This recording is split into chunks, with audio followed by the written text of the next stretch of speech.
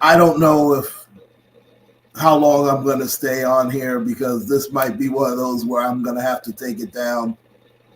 And for all those who have children in the room, you might want to get rid of them. After this debacle, I don't know what to do or say about the Steelers anymore. And I've been a Steeler fan since 1974. Yes, I'm that many years old. I'm not going to tell you.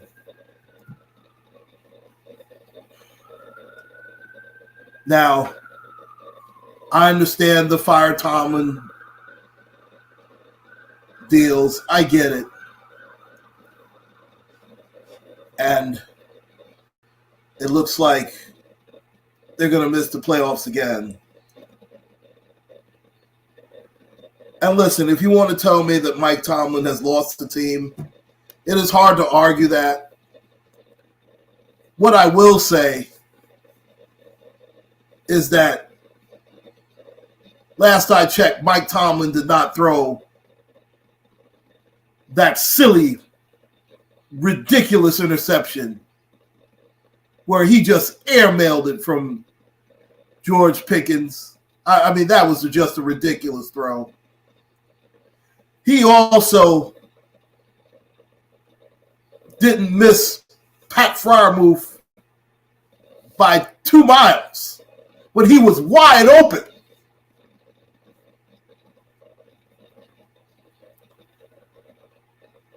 But see, the reason that Tomlin is still there is because he's the guy who's able to take the bullets. He's the guy who will stand in front and take one for the team, so to speak. When you have these guys who, just because they put on the Steeler uniform, that it takes a lot more than just putting on the uniform to be a Pittsburgh Steeler. The Pittsburgh Steelers have a legacy of greatness. From Mean Joe, Jack Ham, Jack Lambert, Terry Bradshaw, Lynn Swann, John Stallworth, Mel Blount,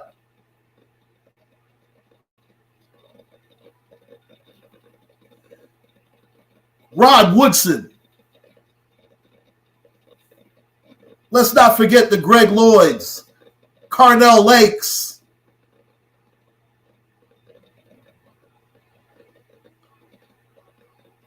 Jerome Bettis, Joey Porter Sr., Troy Polamalu, Big Game James Harrison,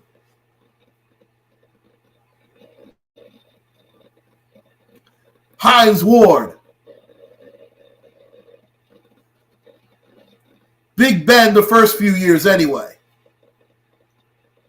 Because it's funny to hear Big Ben talk about maybe Tomlin. Listen, Big Ben is just as guilty as any of these guys for the current Steeler culture, which has not been a winning one. Hey, Mr. Carruthers, how are you? Yeah, I'm venting about my Steelers this evening because that was a piss poor game that they played yet again. Especially after leading 13-0.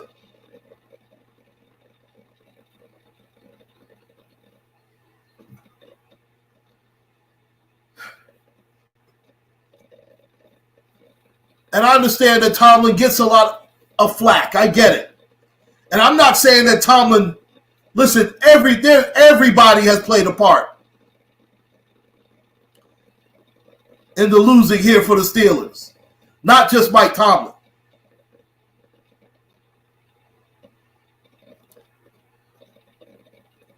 But last I checked, Mike Tomlin didn't throw 2 picks. He didn't fumble the damn ball like Najee Harris. He didn't give a half-ass effort like George Pickens.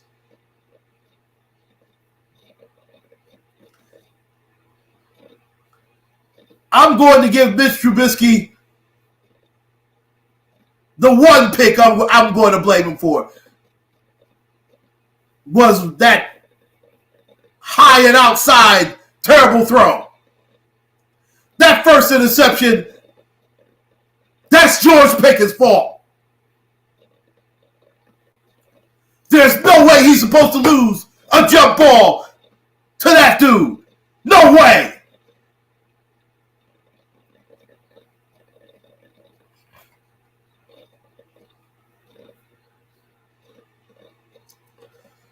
Listen, Mike Tomlin is not the one blocking out there. Listen, the offensive line has always been dreadful. Let's face it.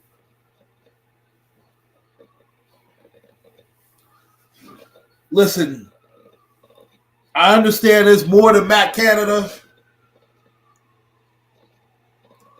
but it was time for Matt Canada to go. But Mitch Trubisky is just not any good. When you look at these other backups,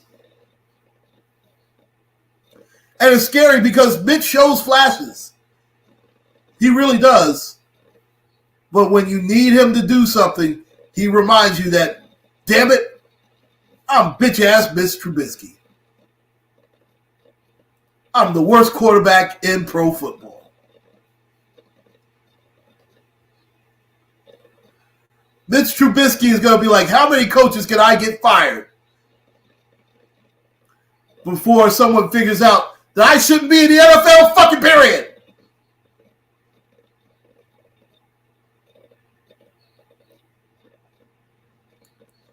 And I heard the talk about Kenny Pickett having a chance to come back next week.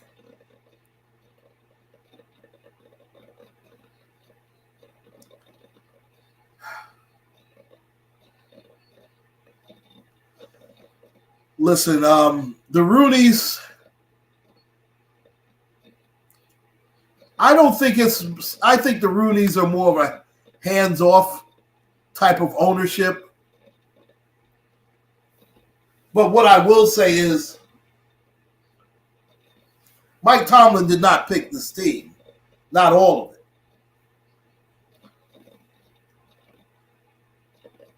You see, the last 2 GMs are responsible for this mess. Omar Khan is the GM who decided to pick Kenny Pickett in the first round. And let's face it, everybody thought that. And I understand that hindsight is 20/20. And let's face it, when you look at all the quarterbacks from that draft, Brock Purdy is the only one that has put up any good numbers, and that speaks more of the team around Brock Purdy than Brock Purdy himself. I don't think Brock Purdy would do anything for the Steelers myself. Now, he would be better than Mr. Trubisky. That I will say.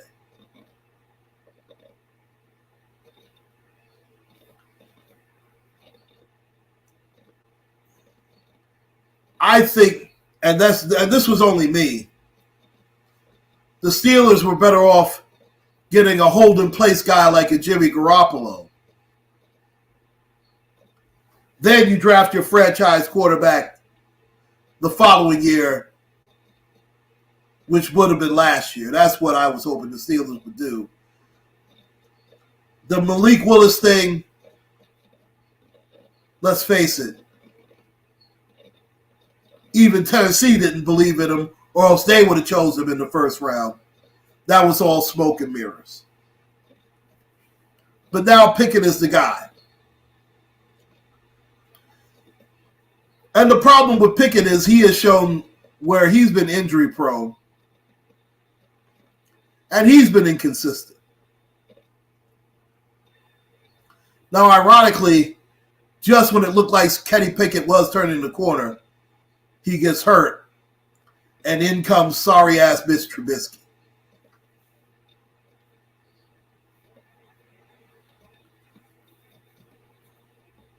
And I understand the Mason Rudolph, at the end of the game. Listen, I couldn't expect him to do but so much tonight.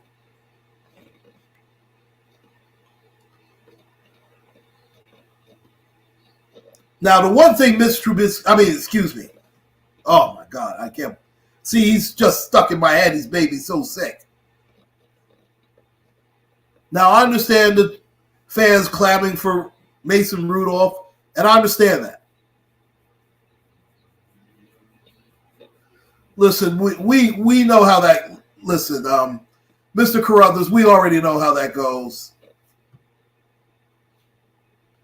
These Steeler fans didn't come out the woodwork when Bill Cowher was going 6-10 and losing AFC championship games when they clearly had the best team. But we know that. And listen, you're a Chicago Bear fan.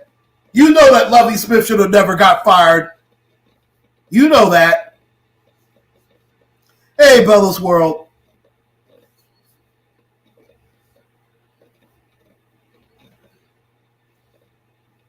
But these people who want Mike Tomlin fired, you know what? We know who they are.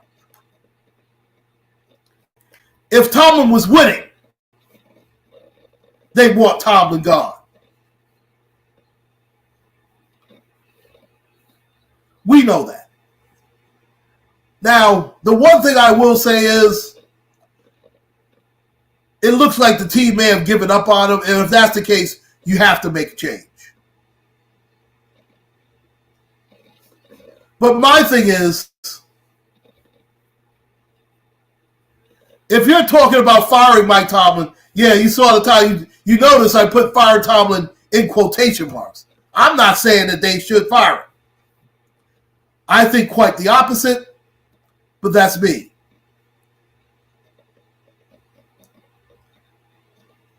I tell you what, who's going to take Tomlin's place? Who do you want? Oh, no problem. No problem.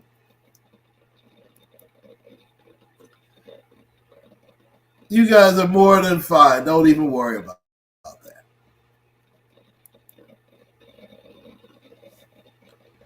But we know how the media game works.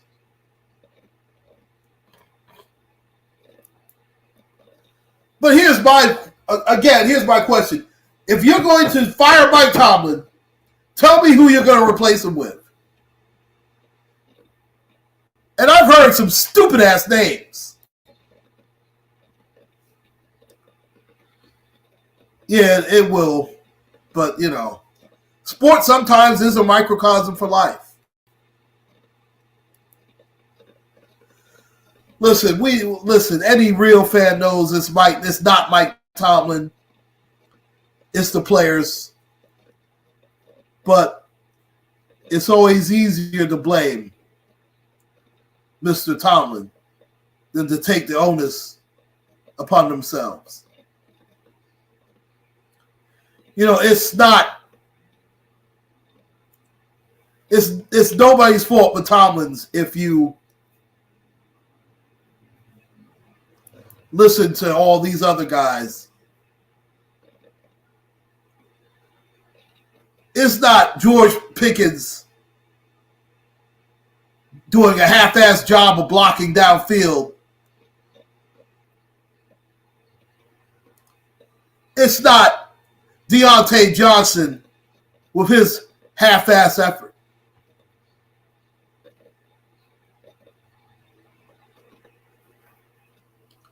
It's not Mitch Trubisky, who's arguably the worst quarterback in pro football.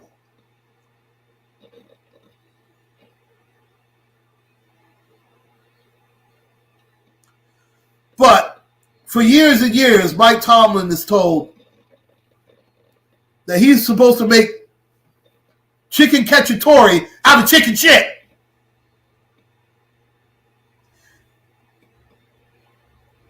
Do you not remember how bad Ben Roethlisberger was the last couple of seasons?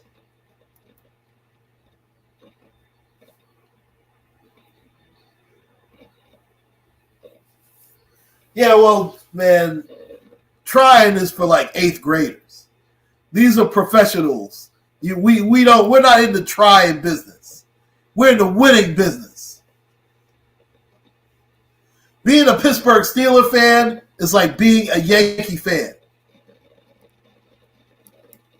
We didn't give up on Big Ben, but I tell you what, Big Ben gave up on us, but that's another story. And look how Big Ben threw Mike Tomlin under the bus. See, Tomlin covered up a lot of faults that these guys had. When you look at these guys when they leave Mike Tomlin, they either end up acting a fool, out of the league, or both. So all these fired Tomlin guys, oh, well, the Steelers didn't win. We only won with Bill Cowher's players. Okay. You know what's so funny? No one has ever said, oh, well, John Gruden won with Tony Dungy's players. And he literally did. But I digress. I mean, last I checked, the job as the coach is to get the maximum out of the talent.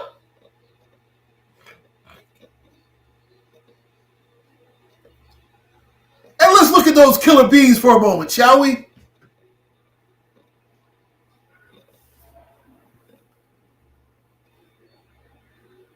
You know, Big Ben put up his best numbers under Mike Tomlin, not Bill Cowher.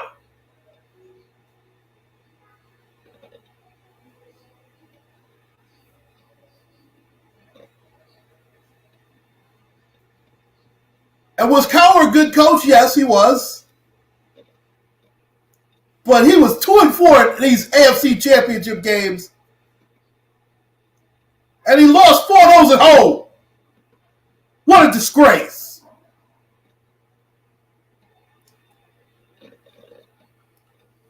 Could you imagine if Tomlin did that?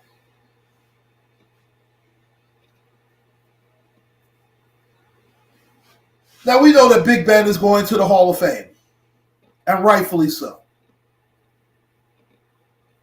But let's look at the other 2/3 of the Killer Bees.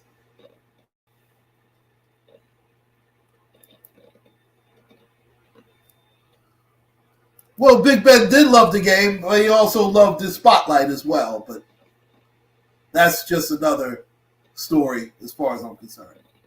But let's look at the other 2/3 of the Killer Bees. Let's look at Antonio Brown.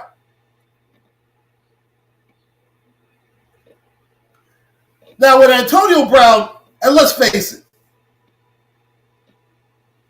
and again, I've been a Steeler fan for 40-some-odd years.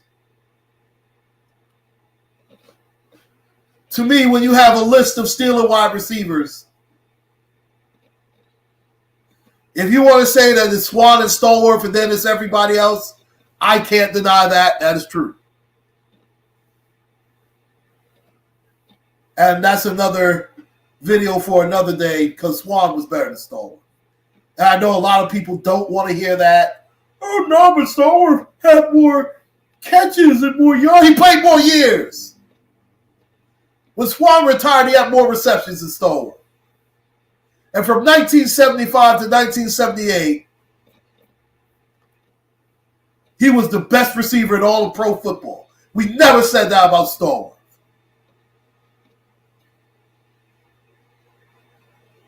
Now, from 2014 to 2018, Antonio Brown was the best wide receiver in all of pro football. Let's put that out there.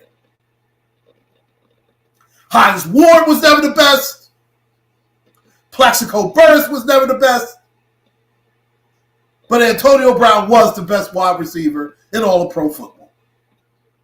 That's just a fact.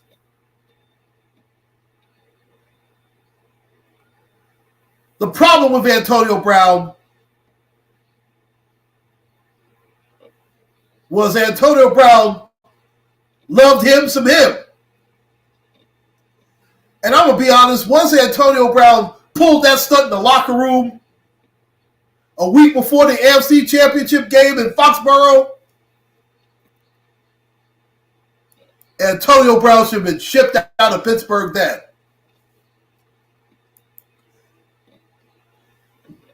He did get on. Listen, that's my point. He should have been traded for a first-round pick, but they got rid of him for a third, and that was also a year after.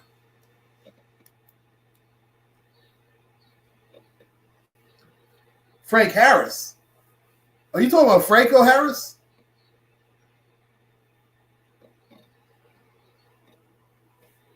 Well, that's a whole different ballgame.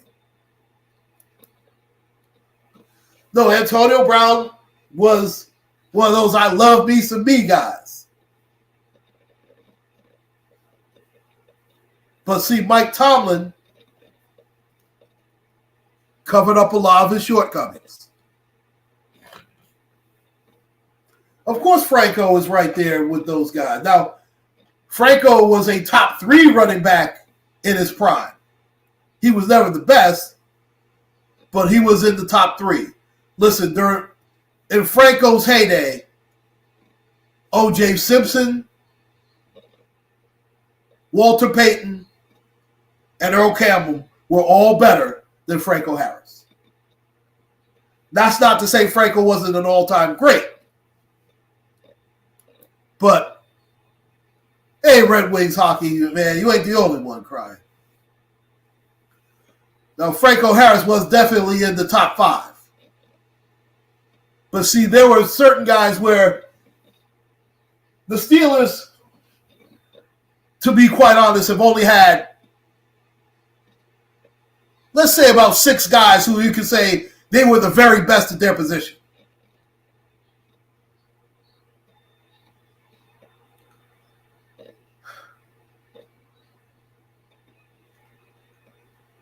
I think from 1978 to 82, now Bradshaw did win an MVP in 78.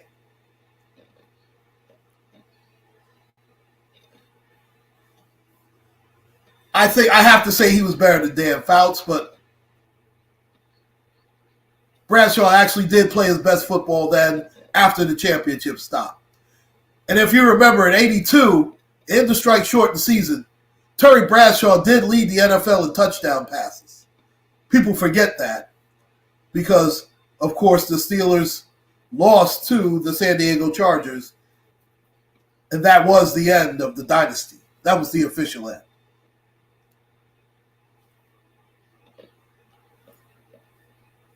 So if you want to say Bradshaw was the best, I'll give you that.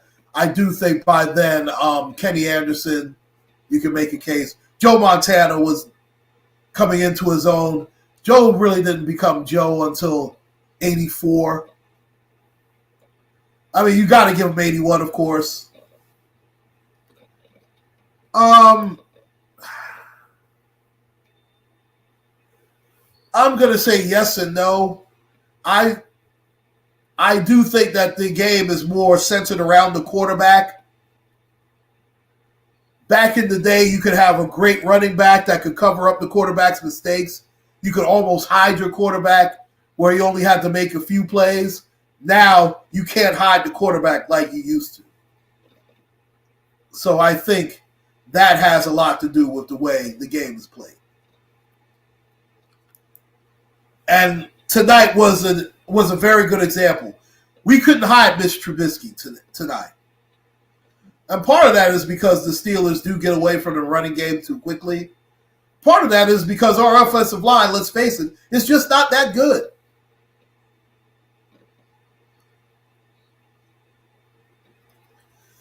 And Trubisky, as you see, is not a quarterback who is very accurate throwing the ball down the field.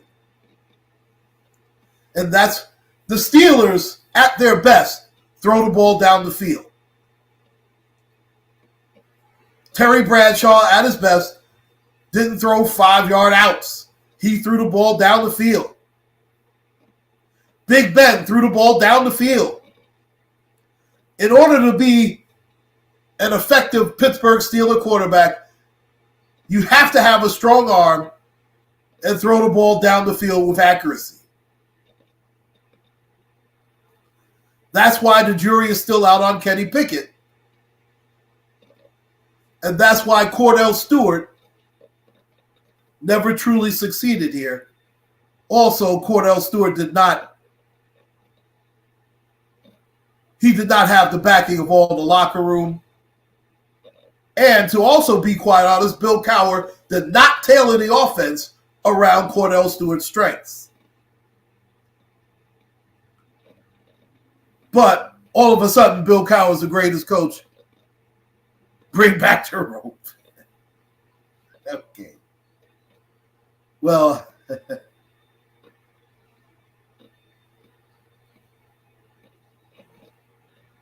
I don't see that happening anytime soon, but hey. Maybe I need to work out some more and get it. Well, I'm too old too.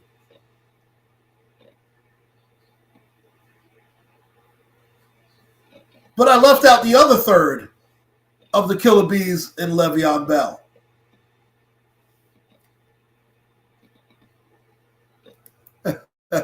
He might be.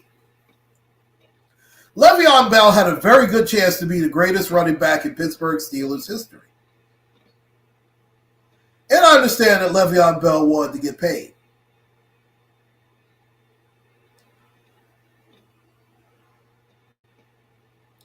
But if Le'Veon Bell had taken the Steelers off it, hey, LaGale Wallace, how you doing this evening? And thank you for joining.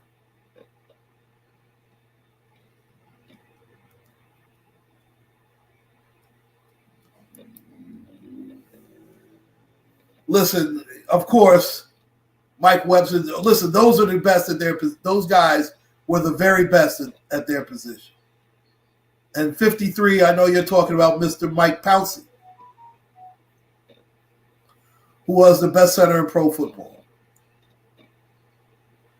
Let's not leave out Dermontti Dawson, who was also the best center in pro football during his era. And let's not also leave out another Hall of Fame player, Mr. Rob Woodson. Those guys were the best at their position. And thank you so much. And she is doing a lot better. Thank you. Hey, Miss Cheryl Burnett, how are you doing this evening? I know you're probably feeling like me right now, ready to kill somebody.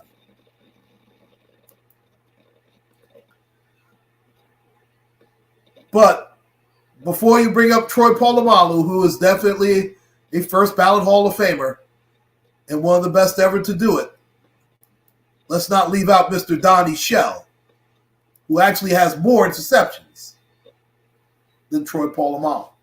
I didn't say that Donnie Shell was better than Troy. I could make the argument that he was every bit as good as Troy Polamalu. The problem with Donnie Shell was Donnie Shell's best seasons came after the Steelers had won the 4 championships. That's the difference. And he wasn't asked to blitz as much as Troy was.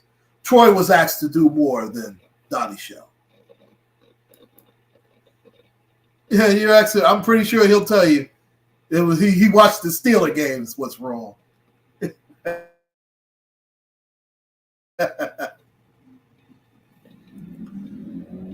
Now, outside of Minka Fitzpatrick and T.J. Watt,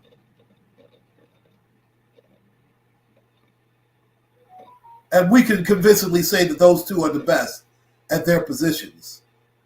Now, if you're in Cleveland, you can definitely argue Myles Garrett. And he better be because he was the first pick in the draft. But from where the Steelers chose T.J. Watt, I have no problem.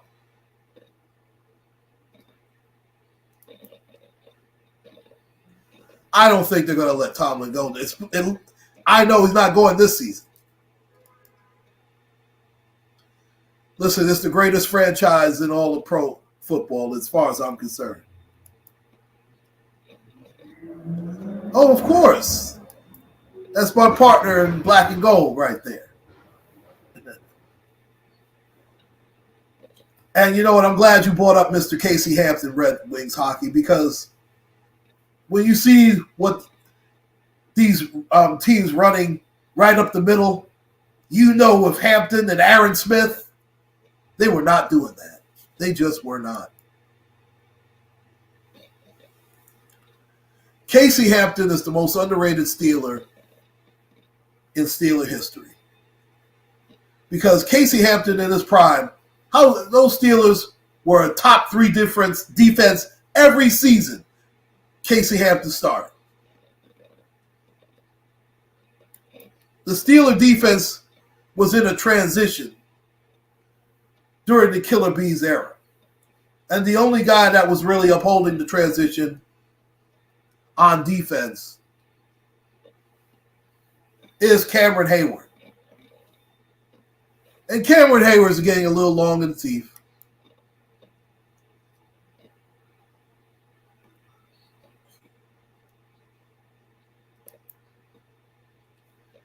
Yeah, I mean, this was just, they did look like they might have quit on poor Mike Tomlin. But Mr. Trubisky is just that bad.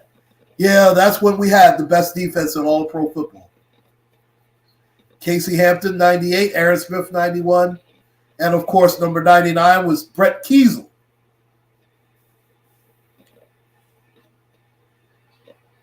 Sprinkle in a little bit of Chris Hoke, Hoke. Remember, the Steelers also had Chris Hope on the back end, who was the strong safety. I mean, the free safety, excuse me. In fact, if you remember, when Chris Hope went to the Tennessee Titans, he was replaced with Ryan Clark. And we all know how great Ryan Clark was for the Steelers. Of course, it was a total letdown. And it looked like in the first quarter and a half, we were going to win it. It turned on 3 plays. The first one was the safety out fighting George Pickens for the ball. That was a total lack of effort, as far as I'm concerned. Oh, you're one of those too, huh? Don't worry, I understand.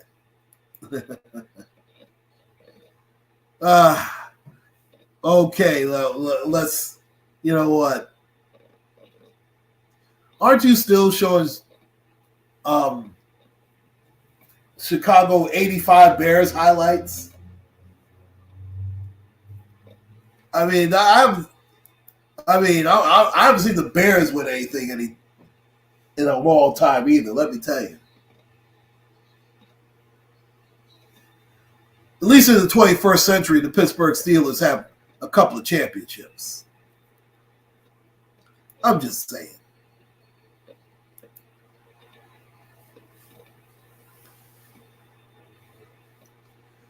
What I will say is you guys are better in the quarterback position. I do think if Justin Fields played for the Steelers, he'd be better off, but I don't think that will happen anytime soon. And again, the jury is still out on Kenny Pickett. I do believe that Pickett at least has they should give him at least 2 years to see if we truly have a franchise quarterback or not. The problem is, I don't know if Mike Tomlin will have 2 years. Because a lot of this so-called fan base wanted Tomlin gone yesterday. But again, folks, who are you supposed to replace Tomlin with?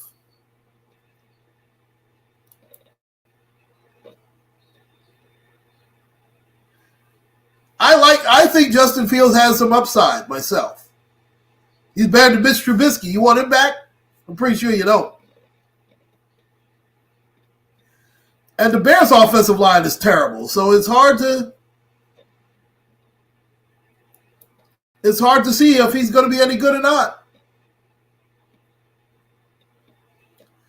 You know, I've heard some stupid names being thrown about to replace Mike Tomlin. as Steeler head coach. Now here, I didn't think you want him. I've heard the name Ryan Day, who was the coach for Ohio State. This fool can't beat Michigan, but all of a sudden he's supposed to be a better fit than Mike Tomlin. So you're going to replace a Super Bowl championship head coach with a coach that can't beat the Michigan Wolverines in college. Could you imagine if Mike Tomlin couldn't beat the Baltimore Ravens? I know you're just putting names out there now. Deion Sanders is as far away from the Pittsburgh Steelers as you could get. That would be the most foolish hire of all time. I like Michigan also. I'm not an Ohio State fan. But Ryan Day hasn't gotten his job done as an Ohio State head coach. You can't have him all of a sudden be the guy to replace Mike Tomlin.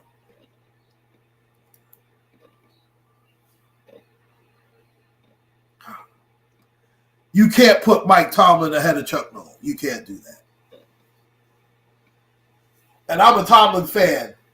Chuck Noll is by far the greatest coach in Pittsburgh Steelers history. He is second behind Chuck Noll, but he is not ahead of Chuck Noll. Chuck Noll, and I'm not just saying that because Chuck Noll won 4 Super Bowls in 6 seasons.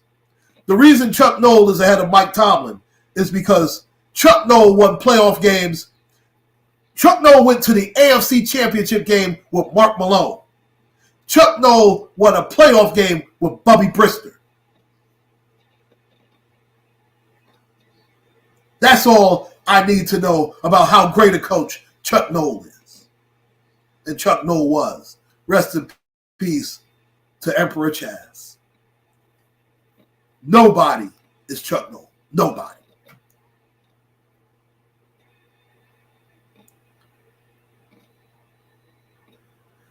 I will say this, if Tomlin wins 2 and 3 years with this franchise, damn, he earned it. He won 4 championships in 6 years. He earned the time to lose. And I tell you what, I'll go one step further, Red Wings hockey. You hear nobody brings up the fact that when Coach Cowher went to his first Super Bowl, that those were Noll's players that he drafted.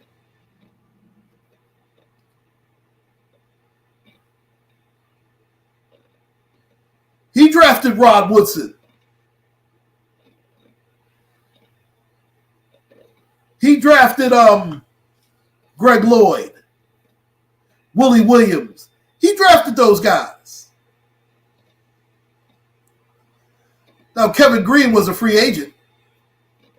Neil O'Donnell was a draft pick under Noll. Those were Noll's players.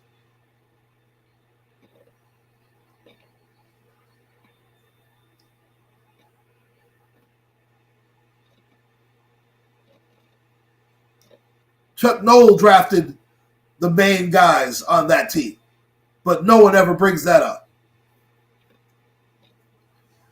And let's also look at, he won with Bill Cowher's players. James Harrison didn't start until Mike Tomlin became the head coach. Troy Polamalu did not become Troy Polamalu until Mr. Mike Tomlin became the head coach.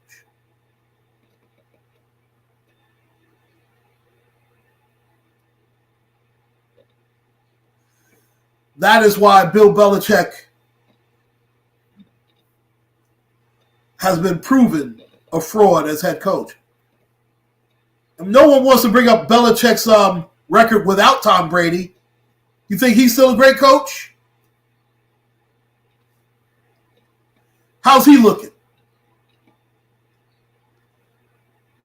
Now, you can bring up the fact, he beat the Steelers. Doesn't change the fact he's 3-10. He stinks. And he picked his players. Mike Tomlin doesn't get to pick and choose his players. The GM, Omar Khan, is the guy who picks the players for the Steelers. But no one chooses to blame him. Hey, it's the trendsetter. Miss Shelley Hutchinson, how you doing?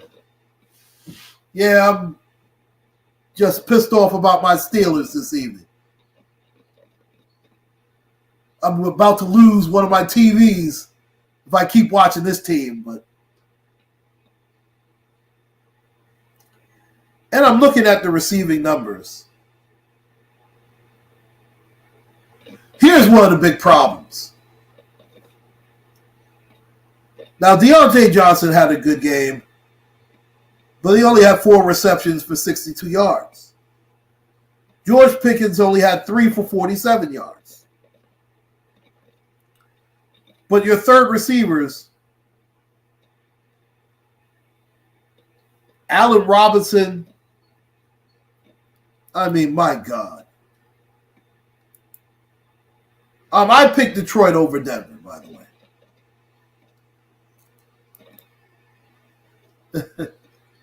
Yeah. No, I did not. I have to keep all my money. I have to make sure that the Queen is all right. Oh, it does now. Without Mr. Brady there. Without Mr. Brady, it's the Red Sox and the Bruins. And the Celtics, of course. Someone is coming out of retirement to coach? I have no idea. I don't think it'll be Cowher. I don't want Cowher back.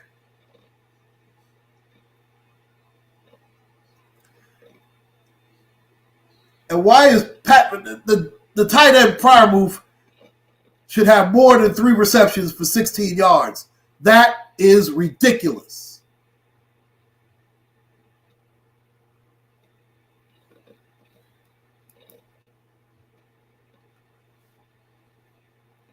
You talk about somebody having the game pass them by.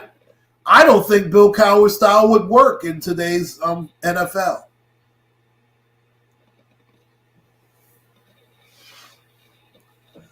I think if they try to go back to Bill Cowher, it would be a disaster. And I've heard some idiots say that Bill Belichick the Steelers should go after him. I don't want Bill Belichick. If you're going to replace Mike Tomlin, it should be with somebody in-house or having a Steeler pedigree.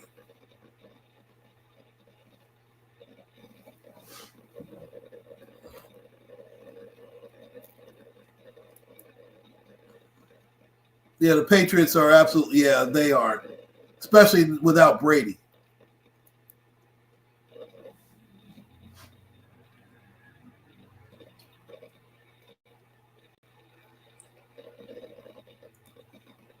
If you want to tell me, I'll give you a good example of who I could understand being a head coach for the Steelers. If you want to tell me a guy like Carnell Lake would be the head coach of the Steelers, I could understand that.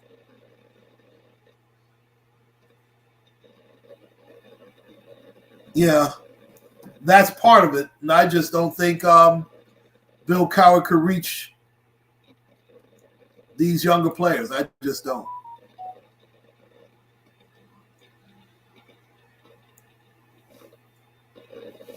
If a guy like Charlie Batch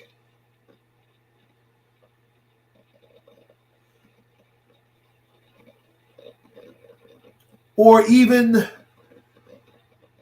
Byron Leftwich, if you want to say that those guys, you want to replace Mike Tomlin with one of those guys, I could understand that. it makes sense.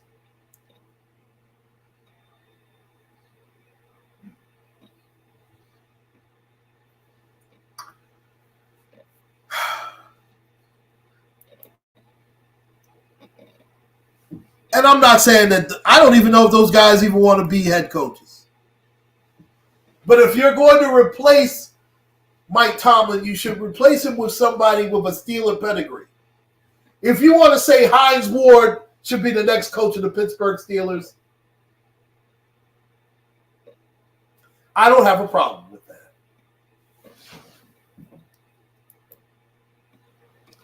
I didn't say it was Tomlin's fault. I'm saying if you want to give me those names, it would make more sense than some of the names that they're throwing out. That's all I'm saying. Yeah, Detroit plays so much better at home.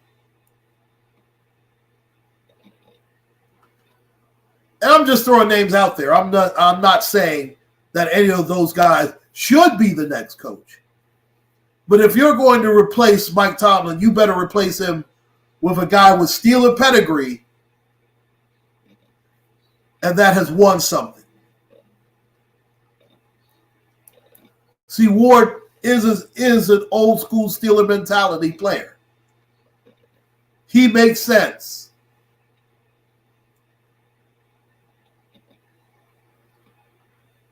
Now, I know Rod Woodson was and I'm not sure if Hines Ward was coaching in the XFL or the USF. They were coaching in one of those leagues. But I don't know if they would want to coach in the NFL.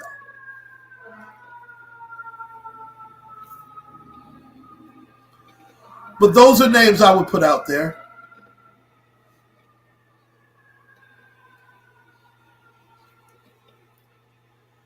I tell you who else would be a perfect head coach for the Steelers. A guy like James Farrior would be a perfect coach if he wanted to coach for the Steelers. Or a Larry Foote.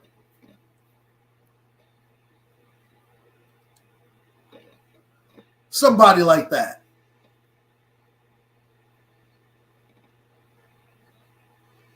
Those are guys that if you want to say, okay, Tomlin's lost the team, but we're going to bring in somebody who has the Steeler legacy. Yeah, when he had that jaw jutting out. And I think Cowher sometimes tried to make it about him. And he thought he was bigger than the team sometimes.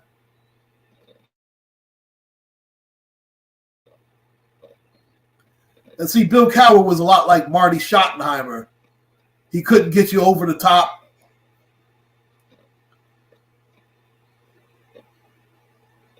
But Bill Cowher,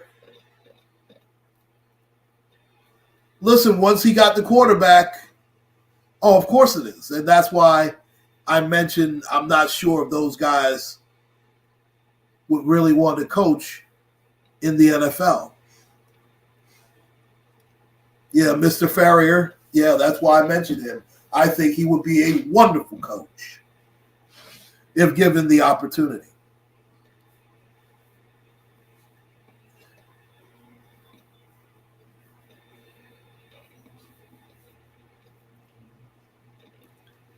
You know, as great as Ray Lewis was, and Ray Lewis was, if you want to say one of the top 5 middle linebackers in all time, he is. And you know, being a Steeler fan, I can't stand the Ravens, but I give credit where it's due. James Farrior did so much for our defense. If you even want to say a Deshae Townsend, you don't have to be an all-time great Steeler player, but you have to know how the organization works. And I think those type of guys would be good coaches.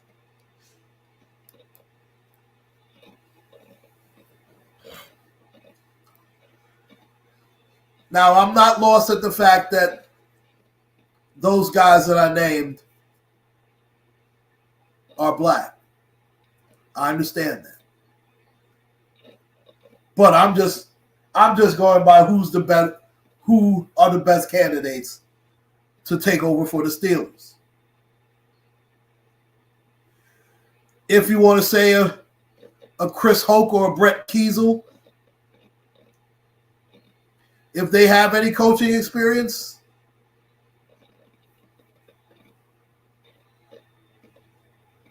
but those guys didn't strike me as leaders. If you want to say an Aaron Smith wanted to coach the Steelers, I don't have a problem with that. I tell you what, he would demand respect.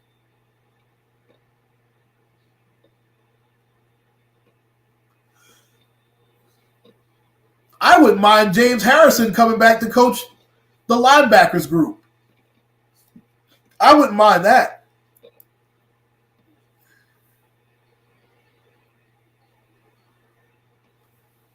And that's why I wouldn't want to see a Cowher come back. I mean, Cowher has been away from... Now, I mean, it's one thing to talk about it on CBS. It's another thing to give up about 20 hours of your day going over film, practice, meetings, and all that. I mean, it's just too much. I'm pretty sure that Cowher enjoys being away from all that and being close to his family and having to worry about it once, coming on Sundays and the playoffs and things of that nature.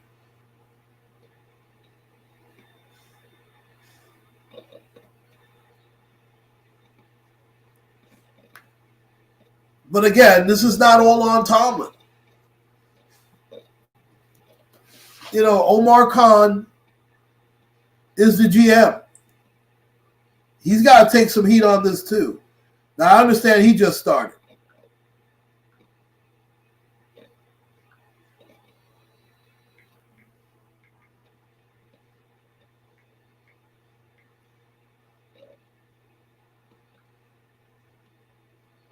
Kevin Colbert was the Steeler GM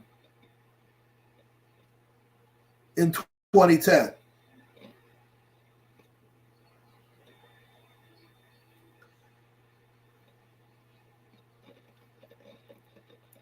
Yeah, I do believe that Tomlin, that's the way the Steelers will do it.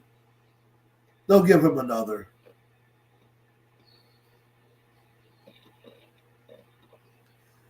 least another year.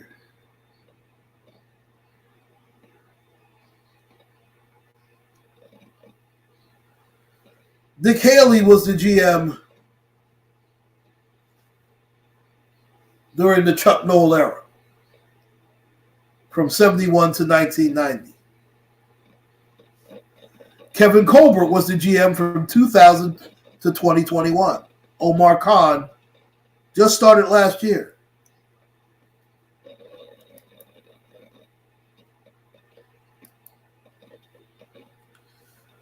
Well, yeah, because these players are different today.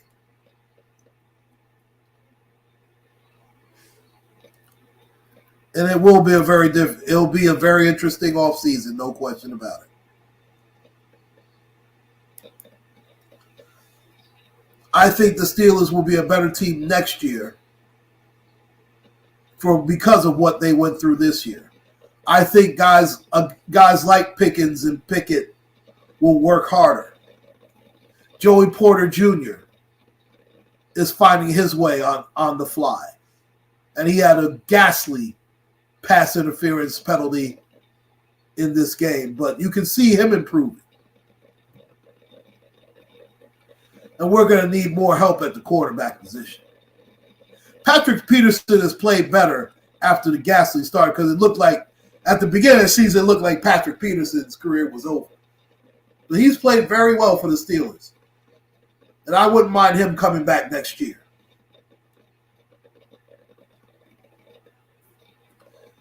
And I'm just like you, Bellisward. I do believe that. I do believe that the Steelers will be all right.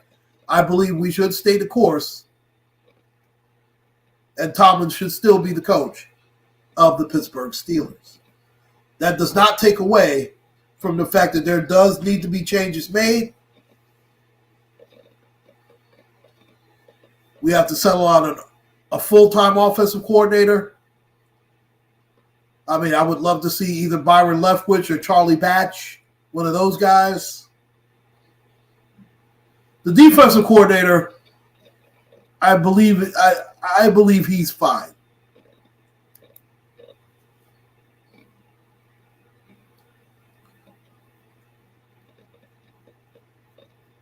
Yeah, but see, these kids are also staying longer in college. See, we're not even sure what I don't know how much more upside that this quarterback Pickett has. He's already in his mid to late 20s. I don't think his arm is going to get any stronger. I mean, hopefully he'll get more accurate and he'll get more confident, because I do think a lot of Kenny Pickett's problems, outside of injuries, of course, is his confidence. When he doesn't think about it too much and he just trusts his eyes, he plays better. And he does have a clutch gene to him.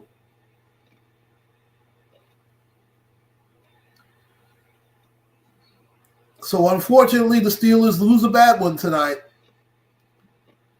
And we'll be back home against the Bengals, who are coming off a win. So we beat Cincinnati. We're right back in the playoffs again. So it's not the end of the world. But we have to get back to playing winning Steeler football. Yeah, the college, has definitely changed with the NIL. It has changed for the better and for the worse, especially with the transfer portal being the way that it is.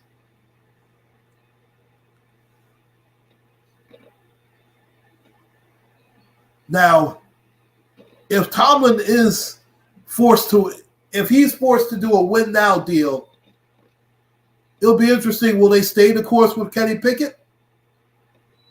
Or maybe they'll trade a key guy for a first-round pick and pick one of these quarterbacks coming out.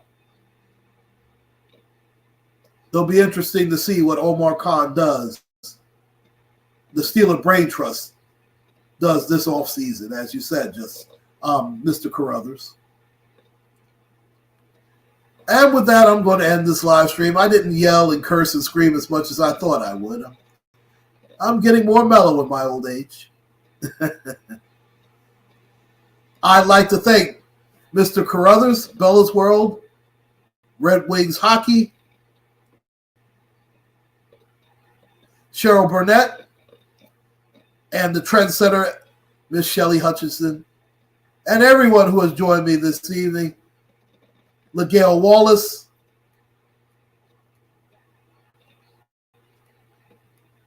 thank you all so much for joining me.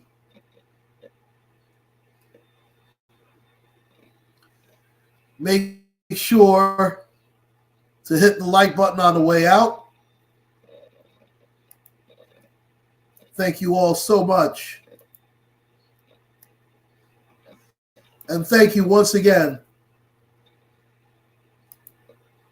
for all of your prayers and positive thoughts.